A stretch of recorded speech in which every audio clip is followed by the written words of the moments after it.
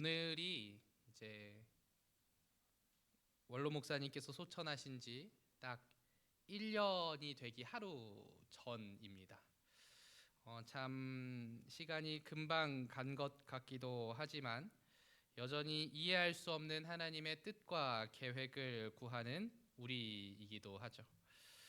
그러나 우리가 1년 전에도 함께 이야기했던 것처럼 원로 목사님은 우리가 더욱 말씀과 기도로 하나님의 자녀로 또 예수님의 제자로 성령님의 전으로 살아가기를 바라실 것입니다. 그래서 히브리서 13장 7절도 이렇게 이야기합니다. 우리 같이 한번 읽어볼까요? 시작.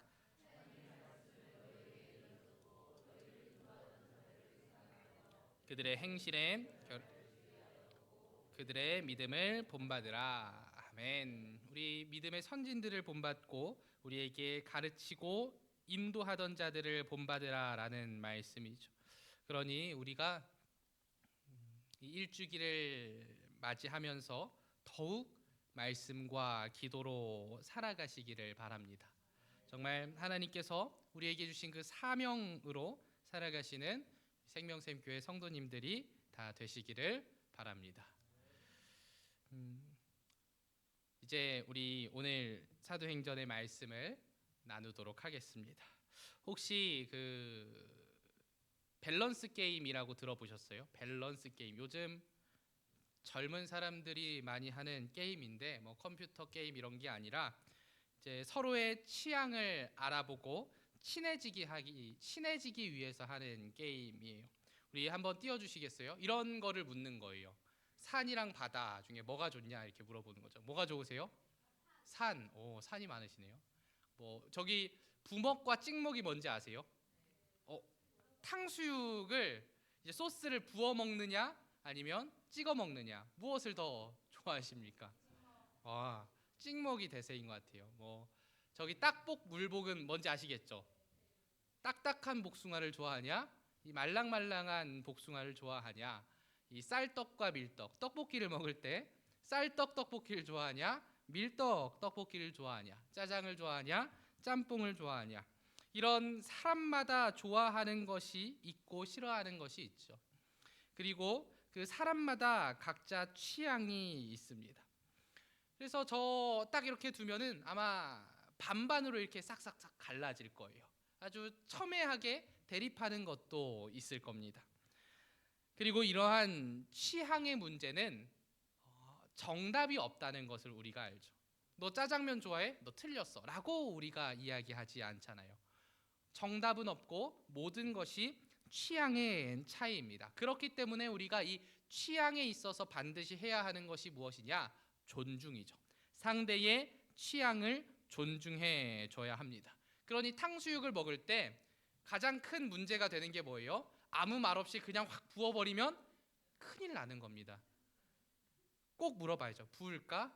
아니면은 내 접시에 따로 이렇게 나만 부어 먹는다면 부어 먹든지 이렇게 서로의 취향을 존중해야 합니다. 혹여나 설렁탕을 먹다가 이렇게 먹는 게 맛있어라고 하며 깍두기 국물을 부어준다면 큰 싸움이 벌어질 수도 있죠. 그러니 서로의 취향을 존중하고 인정해 줄 수 있어야죠.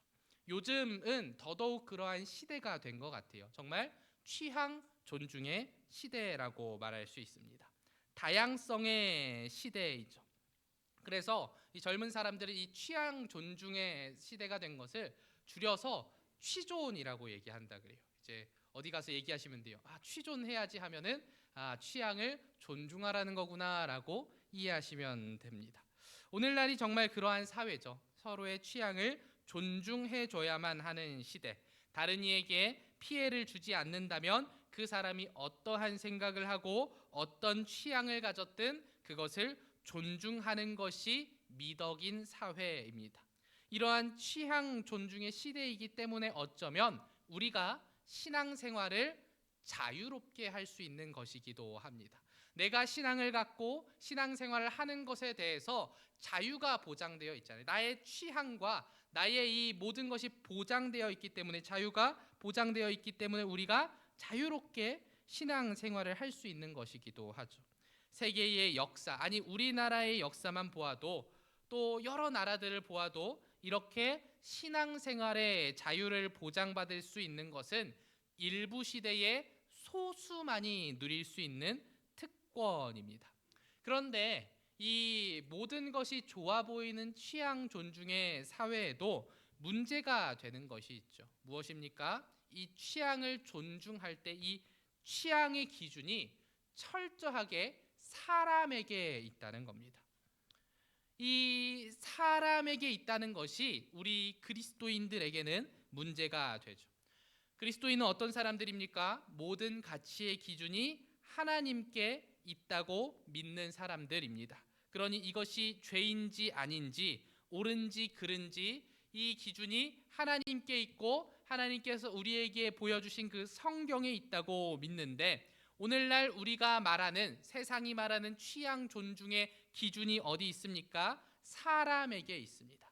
뭐 사람에게 있는 게 그렇게 큰 문제가 될까 싶기도 하지만, 이 취향 존중이라는 말로 인간의 끝없는 욕심을 포장하고 이것이 하나님의 기준까지도 넘어가는 경우, 하나님의 기준을 무시하고 사람의 기준이 더욱더 중요시돼서 서로의 그 기준을 침범하는 경우가 있기 때문에 문제가 되는 것이죠. 오늘 우리가 말씀을 통해 함께 읽은 이 아덴이라는 도시, 바울이 아덴이라는 도시에 갔다고 합니다. 이 아덴은 쉽게 말해서 이 취향 존중의 도시였습니다. 오늘날에는 아테네라고 불리는 그리스의 수도이며 이 고대 철학의 중심지이자 민주주의의 발상지입니다. 그때도 많은 철학들이 이 아테네에서 시작됐고 아테네를 통해서 발전됐죠. 정말 많은 철학들이 아테네로부터 출발했습니다. 그 소크라테스나 유명한 아리스토텔레스를 비롯한 정말 많은 철학자들이 이 아테네에서 활동을 했죠. 그러니 얼마나 많은 생각들과 철학들이, 주장들이 있었겠습니까? 또 정말 많은 종교의 우상들이 있는 곳이 아덴이었습니다. 그래서 저는 이 사도행전에 나오는 아덴이라는 도시가 오늘날 우리 사회와 참으로 비슷하다는 생각이 들어요. 아덴에 정말로 다양한 철학과 종교와 우상이 있었고, 오늘날 우리가 살고 있는 이 사회도 마찬가지이죠. 다양성의 사회이고 정말 많은 것들을 존중해주고 그 취향을 존중해줘야 하는 시대 사회이기 때문에 그렇습니다. 그래서 오늘은 이 말씀을 통해 우리가 오늘날과 같은 이 다양성의 사회에서 그리스도인으로서 우리가 어떻게 살아가야 할지를 살펴볼 수 있습니다. 결론부터 이야기하자면 그리스도인들은 이 다양성의 사회에서 분노할 수 있어야 합니다. 16절을 보면 바울이 아덴에 와서 가장 처음 한 일이 무엇이었습니까? 분노하는 일이었죠. 16절 말씀 우리 같이 읽어볼까요? 시작.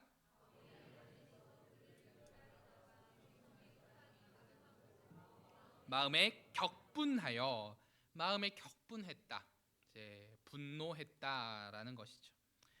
아덴은 앞서 이야기한 대로 취향 존중의 도시라고 불릴 만큼 각 사람들이 옳다고 생각하는 생각과 철학과 종교와 우상들이 가득했습니다. 실제로 아테네에 가면 그 우리가 흔히 잘 알고 있는 그리스 로마 신화에 나오는 각종 신들의 조각이 많죠. 또 각종 신전도 많았습니다.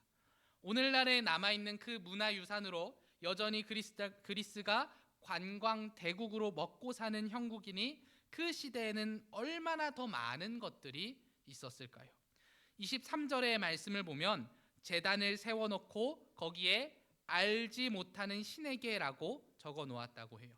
정말 수많은 제단이 있었고 심지어는 우리가 알지 못하는 신에게라는 제단이 있을 만큼 그 수많은 신과 수많은 제단과 수많은 우상들이 함께 있는 도시, 그리고 누군가가 그 종교를 믿고 누군가가 그 철학을 믿는다면 그래, 그것이 너의 종교고 그것이 너의 철학이고 그것이 너의 생각이지라고 이야기하는 곳, 그래서 그렇게 취향을 존중하는 곳이 바로 이 아덴이었습니다.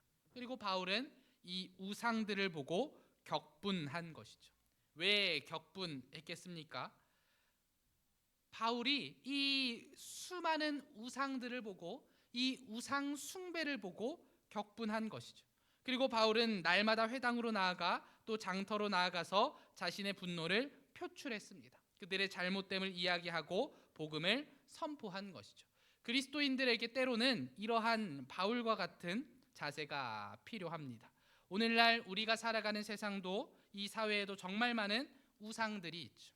단순히 다른 종교들을 이야기하는 것이 아닙니다. 물론 그것들도 포함이 되겠지만 그러한 타 종교들보다 우리의 믿음을 위협하는 우상들이 무엇입니까? 우리 마음속에 자리 잡고 있는 그 무언가가 우리를 더 위협하지 않습니까? 오늘날 그 하나님의 자리에 다른 것을 채워놓고 마치 그것이 하나님인 양 섬기는 사람들이 정말로 많습니다. 그것이 무엇이든 간에 하나님이 계셔야 하는 하나님의 자리에 그것을 세워놓고 그 우상이 나의 문제를 모두 다 해결해 줄 것인 양 여기고 그것을 섬기죠. 그것을 제일 바라고 그것을 달라고 기도합니다. 심지어 종교가 있는 사람들은 오히려 그 종교를 내가 바라고 원하는 그 우상을 달라고 요구하는데 사용하는 그 도구로 그냥 사용하기도 하는 거죠. 그리고 이러한 모습은 스스로를 그리스도인이라고 말하는 예수를 믿는다고 말하는 사람들 우리들도 다르지 않다는 거죠. 더 구체적으로 예를 들어보면 오늘날 가장 큰 우상이 무엇이겠습니까? 이전에도 오늘도 마찬가지로 그 만몬, 돈이겠죠. 하나님의 자리에 그 재물을 세워놓습니다. 그리고 그 재물이 나의 모든 문제를 해결해 줄 것처럼 여깁니다. 그리고 나의 모든 것들이 무엇을 위해 움직입니까? 그 재물을 위해 움직입니다. 나의 시간도 노력도 생각도 모든 것이 그 재물을 얻기 위해 움직입니다. 내가 정말 많은 활동을 하고 내가 정말 많은 일들을 하면서 살아가지만 그 모든 나의 일 기저에는 그 재물이 있는 경우가 참으로 많죠. 그것이 나에게 재물로서 유익이 된다 하면 움직이고 그렇지 않다 하면 멈춥니다. 우리가 그렇게 살아가고 있지 않습니까? 심지어 하나님을 그 재물을 얻기 위한 도구처럼 사용하는데 아무런 거리낌이 없는 경우도 있죠. 두 손 모으고 눈 감고 하나님께 무언가를 바라기는 하는데 그 내가 바라는 그 모든 것, 좋은 것, 좋은 직업, 좋은 무언가 그 모든 것들이 결국 돈인 경우가 그 기저에 돈이 있는 경우가 참으로 많습니다. 솔직히 우리가 저를 포함해서 지금 이 이야기에 자유로울 수 있는 사람이 누가 있을까요? 아무도 없는 것이 사실입니다. 그런데 여러분 문제는 우리가 그러한 상황에 그러한 사실에 내 안에 하나님이 아닌 우상이 자리 잡고 있다는 사실에 분노하지 않는다는 겁니다. 내 안에 우상이 있고 내 안에 하나님의 자리에 다른 것들이 있는데 그것에 대해서 나는 분노하지 않고 그것을 당연하게 여기며 살아가고 있다는 것이죠. 바울은 이 딱 아덴에 도착하자마자 수많은 우상이 있는 것을 보고 분노했는데 우리는 내 안에 있는 우상마저도 분노하지 않고 그저 당연하겠거니 다들 그렇게 살아가겠거니 생각하고 내 안에 있는 우상에게 오히려 더 잘할 수 있도록 물을 주고 먹이를 주는 게 우리의 모습 아닙니까? 하나님이 아닌 다른 것이 내 중심을 차지하고 있는데도 그게 어때서? 라고 그것이 내 취향인 것처럼 그것이 마치 내가 신앙생활 하면서도 존중받아야 하는 것처럼 여기며 내 우상 숭배를 누군가에게 존중해 달라고 여기며 그렇게 살아가고 있지는 않습니까? 내가 하는 그 모든 행동이 또 내가 하는 어떠한 무언가가 분명히 그 기저에는 하나님이 아닌 다른 것을 섬기는 모습이 있는데 아니요 그것은 제 취향입니다. 제 신앙생활의 어떠한 방법입니다 라고 이야기하며 그 욕심을 잘 포장하면서 살아가고 있지는 않습니까? 그리고 그 우상을 우상으로 바라보지도 못하고 또 우상인 걸 알면서도 그것에 대해서 분노하지 않고 다 그렇게 살아가겠거니라고 생각하면서 사는 게 우리의 모습이라는 것이죠. 하나님의 자리에 당당히 우상을 세우고 그럴 수도 있지.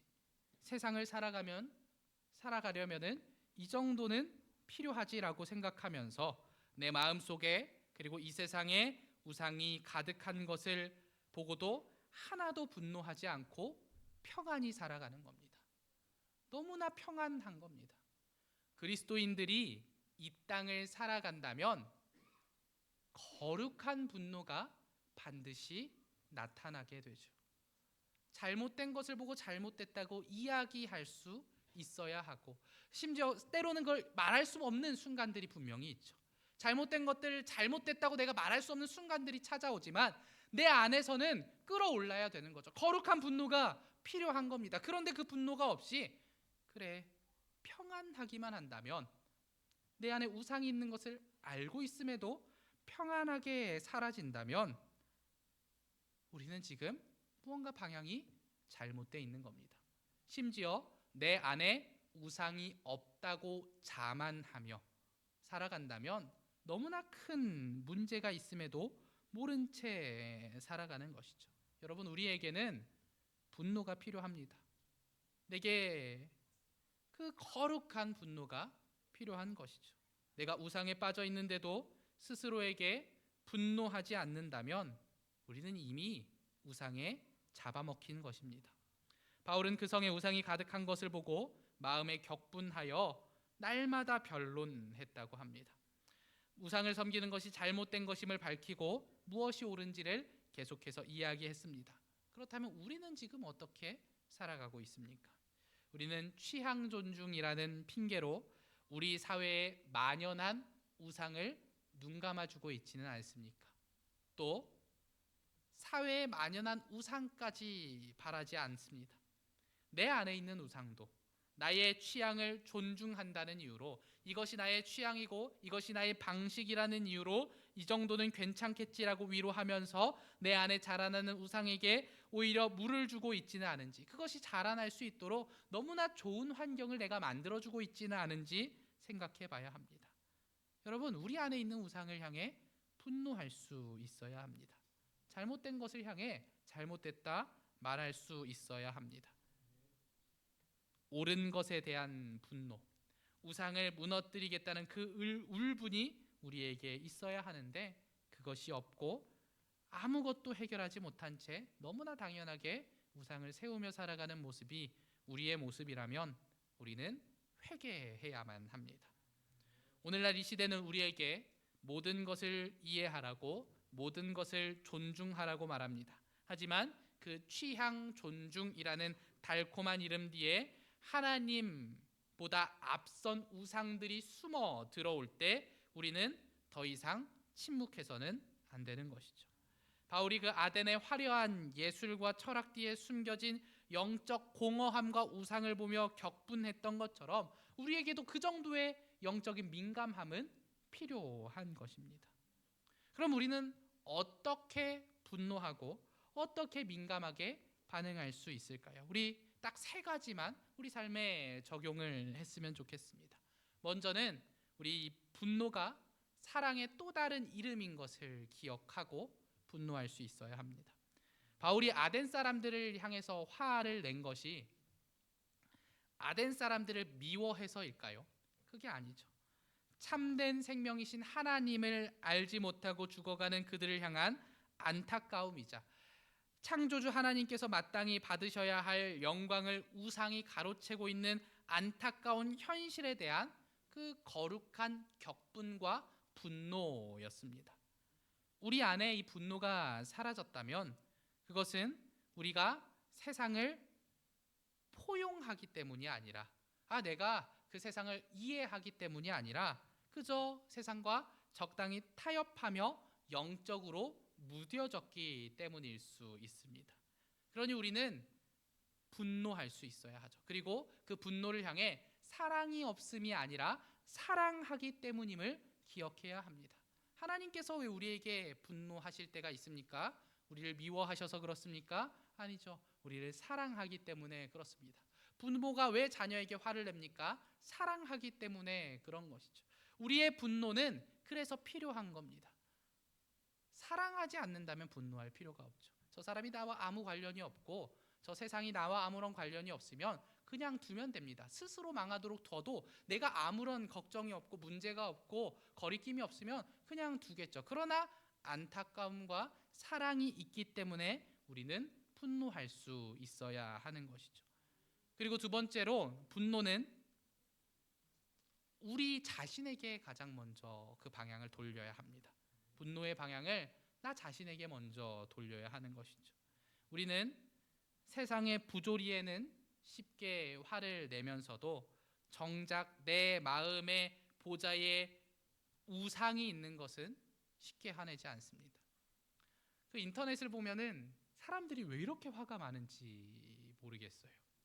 야구만 져도 화를 내고 뭐만 잘못돼도 화를 내고 축구 대표팀 감독이 자기 마음대로 바뀌지 않은 것에 화를 내고 정치가 자기 마음대로 되지 않는 것에 화를 내고 수많은 것들에 화를 내면서 살아갑니다. 그런데 그 화가 그렇게 수많은 화가 자신에게로는 향하지 않죠. 우리는 그렇게 세상의 부조리에는 쉽게 화를 내면서도 내 마음에 있는 문제, 내 마음에 있는 그 우상의 문제에는 너무나 너그럽습니다. 하나님, 어떻게 제 안에 주님보다 사랑하는 것이 이렇게도 많습니까? 라는 그 질문이 없이, 그 거룩한 자책과 분노가 없이 그저 우상을 너무나 너그럽게 이해하면서 살아가죠. 그럴 수 있지. 세상 살아가는데 이 정도 내가 타협할 수 있지. 이 정도 우상 내가 섬길 수 있지. 라고 살아가는 겁니다. 우리 안에 분노가 있어야만 그 우상을 깨뜨리는 망치를 들 수 있는 것이죠. 내 안에 우상을 깨뜨리지 못한 채 세상의 우상을, 세상의 것들을 비판하는 것은 공허한 외침이 될 뿐이라는 것을 우리가 기억하고 그 분노의 화살을 나에게, 스스로에게 가장 먼저 돌리고 내 안에 있는 그 문제들을 먼저 해결할 수 있어야 합니다. 그리고 바울은 격분함에서 멈추지 않았습니다. 분노를 넘어서 복음의 지혜로 나아갔습니다.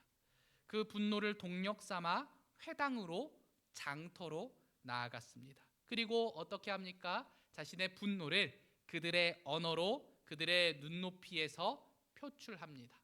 왜 그랬을까요? 이 분노가 그저 내가 화난다라고 말하고 끝나는 것이 아니라 그 분노를 통해 그들에게 복음을 전하고 바른 것이 무엇인지를 알려주는 것이 되기를 바랐고 그렇게 행했기 때문입니다.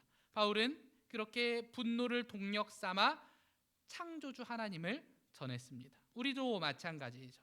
내 안에 있는 그 우상에 대한 분노를 통해 회개했다면 이제는 그 분노를 가지고, 그 격분함을 가지고 세상 속으로 들어가야 합니다.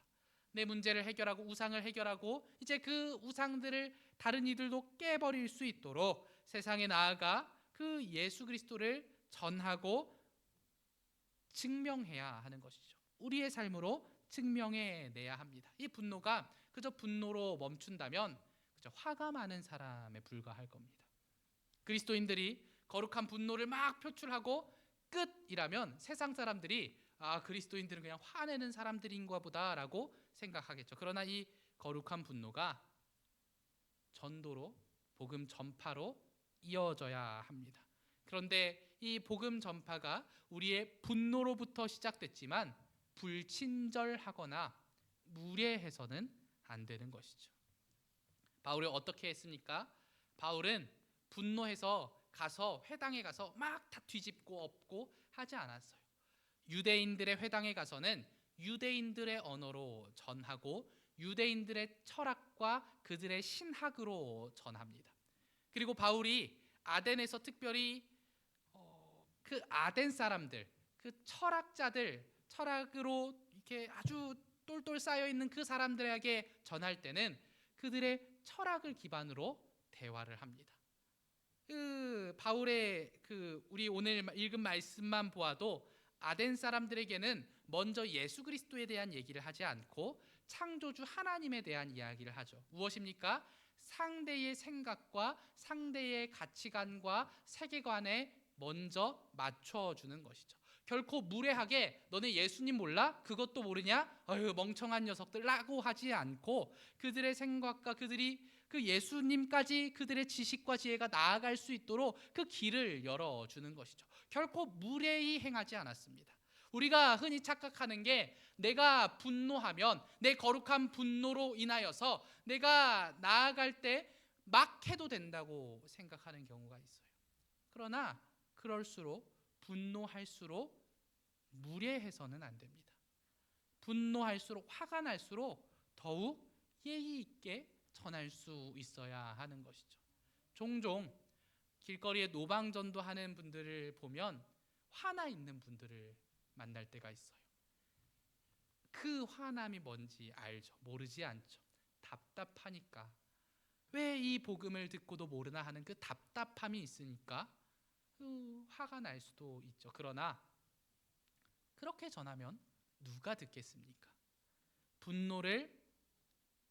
분노 그대로 전하면 안 된다는 것이죠. 분노가 필요하나 우리는 그것을 잘 정제해서 우리의 열정으로 우리의 연료로 사용하되 우리가 전하는 그 복음은 정말로 예의 있게 그리고 그들에게 친화적으로 전할 수 있어야 함을 이 바울이 삶을 통해서 보여주는 것이죠. 우리 사랑하는 생명샘교회 성도 여러분, 이번 한 주간 우리가 거부하면서 살았으면 좋겠습니다. 무엇을 거부합니까? 세상의 유행과 취향에 휩쓸려 다니는 그러한 사람들이 되기를 거부하시면 좋겠어요. 세상 사람들은 우리한테 무엇을 요구합니까? 분노하지 않는 그리스도인을 요구합니다. 세상 사람들과 어느 정도 발을 맞추고 세상 사람들이 보기에 좀 젠틀하네 라고 말할 수 있는 그리스도인을 원합니다. 저 사람은 전도하지 않네. 저 사람은 나의 취향을 존중해 주네 라는 그리스도인을 원하고 그런 사람들을 향해 뭐라고 얘기합니까? 괜찮은 종교인이라고 이야기하죠.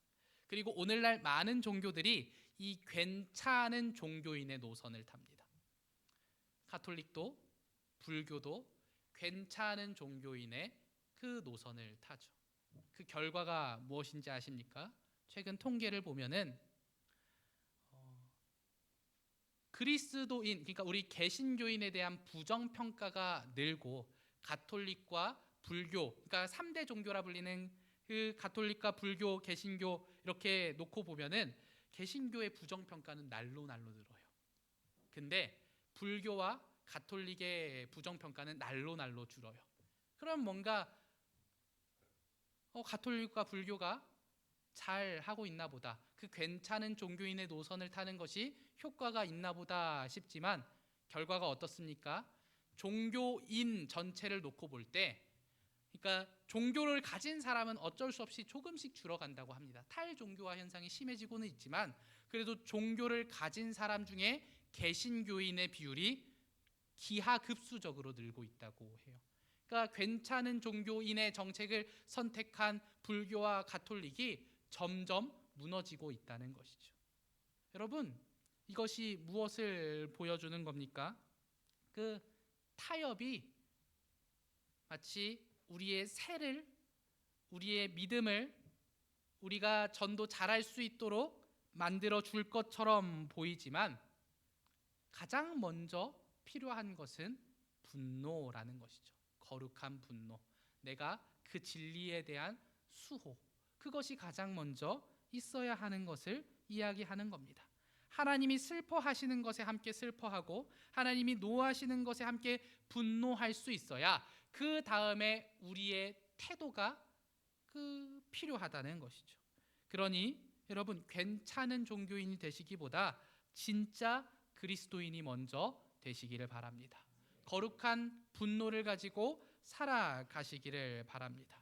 그리고 가장 먼저는 내 마음에 있는 우상을 향해 그 거룩한 분노를 보여주시기 바랍니다. 내 안에 있는 우상의 문제를 먼저 해결하시고 그리고 그 빈자리에 오직 하나님 한 분만을 모시기로 결단하시기 바랍니다. 그리고 우리가 그렇게 거룩한 분노로 깨어날 때 비로소 우리를 통해 이 아덴과 같은 시대에 우리로 인하여 그 복음의 빛을 비출 수 있도록 하나님이 인도해 주실 겁니다. 이 거룩한 변화와 이 삶의 변화가 우리 삶 가운데 나타나기를 주님의 이름으로 축원합니다. 우리들 이 시간 함께 기도하기를 원합니다. 하나님, 내 안에 거룩한 분노가 없습니다. 하나님, 내 안에 그리스도인으로서 마땅히 가져야 하는 그 분노가 없습니다. 세상과 타협하고 그래도 괜찮다며 그저 사람들에게 괜찮은 종교인 정도로 보이기를 원하며 살아가는 내 모습을 회개하여 주옵시고, 주님, 내가 진리를 수호하고 하나님이 슬퍼하시는 것에 함께 슬퍼하고 하나님이 노하시는 것에 함께 분노할 수 있는 진짜 그리스도인이 되게 하여 주시옵소서. 하나님, 내게 그 마음을 허락하여 주시고 내 안의 우상을 깨뜨리고 아덴과 같은 세상에 나아가 복음을 전하는 정말 그렇게 거룩한 분노로 살아갈 수 있는 내가 되게 하여 주시옵소서. 우리들이 시간 주님의 이름 부르며 정말 내가 그 거룩한 분노로 살아가는 사람 되게 해달라고 주님의 이름 부르며 기도합니다.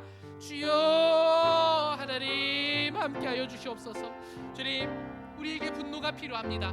세상과 타협하고 살았던 내게, 세상과 타협하며 그 우상을 섬기는 것에 거리낌이 없었던 내가 분노하며 살아가기를 원합니다. 거룩한 분노로 세상과 타협하지 않고 내 진리를 수호하고 그 말씀대로 살아가기를 원하오니 하나님, 내가 그리스도인으로 살게 하여 주시옵소서.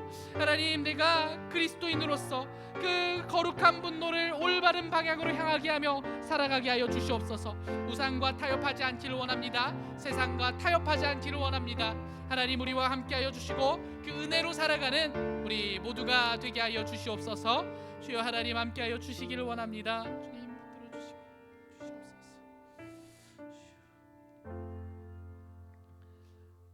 하나님 감사합니다. 우리들 이 시간 들은 말씀 가지고 나아갑니다. 주님, 주께서 우리가 거룩한 분노로 살아가는 사람이 되게 하실 줄 믿사오니 내 안에 우상을 깨뜨리고 타협을 깨뜨리고 하나님께서 말씀하시는 대로, 하나님께서 원하시는 대로 살아가는 우리 모두가 되게 하여 주시옵소서. 주님, 우리 생명샘교회가 그렇게 세상에서 복음으로 강건히 서가는 교회가 되기를 원하오니 주님, 우리가 거룩한 분노로 그러나 무례하지 않게 복음을 전하는 모두가 되게 하여 주시옵소서. 언제나 함께 해주시는 예수님의 이름으로 기도합니다. 아멘.